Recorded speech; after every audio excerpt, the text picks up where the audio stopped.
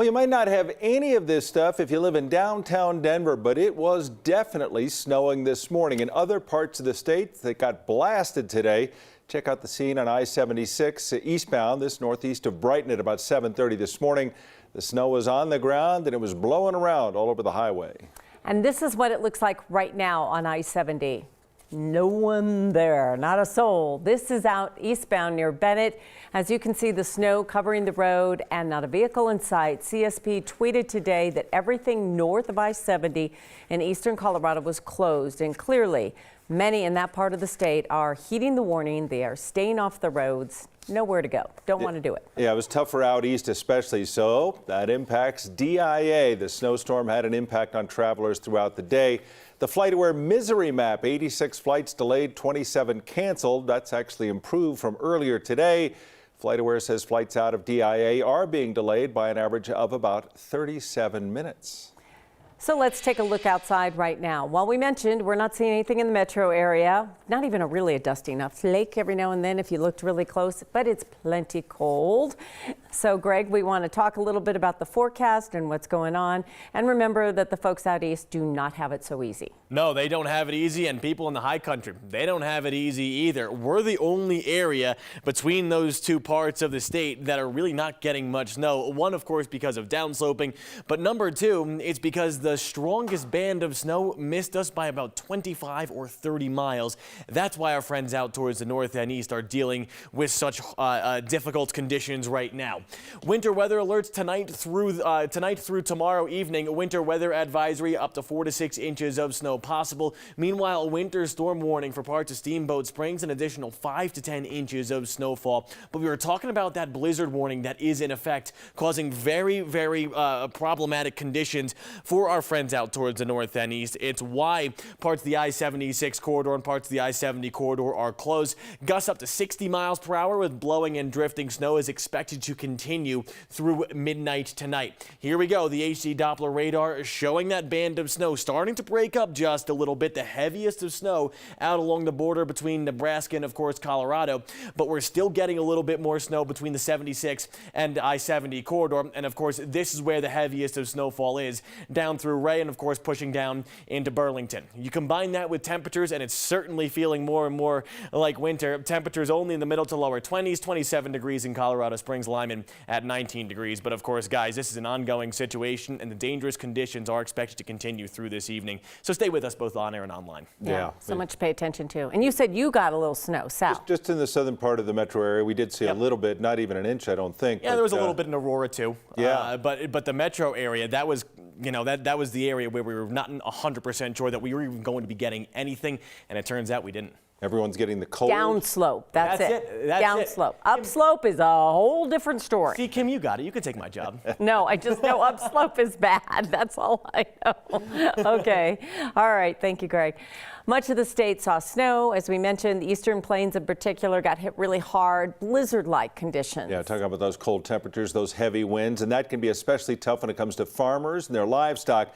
And 9 News reporter Cole Sullivan is also out there. He went out east to see how the farmers are handling this storm. Cole, anything easing up as far as the day going along weather-wise there? It is easing up a little bit, although I must say I'm still jealous of those back in downtown Denver that don't have the conditions we saw here earlier. We saw heavy winds, not so much snow falling, but the winds causing snow drifts across the road. We're about 5 miles east of Keensburg, and because 76 is closed, we've seen some tractor trailer trucks come by, and we actually saw one get stuck on the road right here in front of us and have to get helped out by a CDOT plow crew. CDOT's out here working, plowing the roads. Those ranchers you mentioned, Tom, they're also working. There's not a day of vacation for them, no snow days for them. We spoke with one yesterday who was getting ready for the storm and checked back in to see how it was going today. This is the difference a day makes. So this is where we walked last night. Matt Klaus spent days preparing for the blizzard that's now overtaken his ranch south of Fort Morgan. This is the snowdrift. You can see when it's starting to get, it's getting pretty big. It's kind of a survival mode situation, honestly. It's you do as much as you absolutely have to, and you go back to the house because it doesn't take long to get cold. But there's a lot he has to do. Like other ranchers on these similar farms in other parts of the Eastern Plains, his cattle need food and water. no matter how cold it gets. All around the house says it's 7 degrees, and I don't know, the wind chill is going to be even worse than that by a long way. He says the country roads near him are impassable, with snow drifts worse than these, and likely to stay that way. You feel pretty isolated in a storm like this. Try to take extra caution to make sure you don't get hurt, because you might not be able to get to a hospital if you need to, so you better be careful. For now, he and his family are snowed in, hoping they don't lose power and hoping their cattle make it through the night. This storm is everything that it was predicted to be, and maybe more. His kids had a snow day today, so they were out helping him out along the ranch as much as they could before they had to come back inside.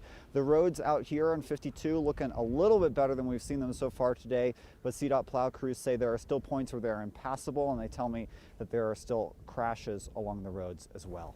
Oh, those farmers and ranchers, I mean, that's their livelihood. Well, Cole, we appreciate your reporting, but it seems like we found a reporter for the Eastern Plains. Yeah, we do. Matt He is fantastic. He does a pretty good job telling the story. Well, I appreciate that, although my toes and fingers may not at this point. Well, get warm, I and to know. everyone That's out there, great. stay That's warm. really good. It's going to be colder still. So Yeah, again, we wish them well. Like Yeah. they said, hope they get through the night and the Yep. cattle's good and everything else. a Thank few you, more Cole. days to come like this, though.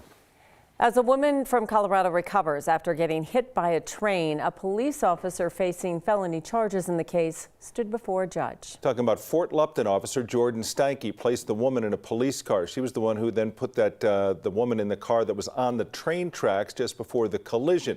Investigative reporter Jeremy Hole is following the case and has been for 3 months now. You were in court today.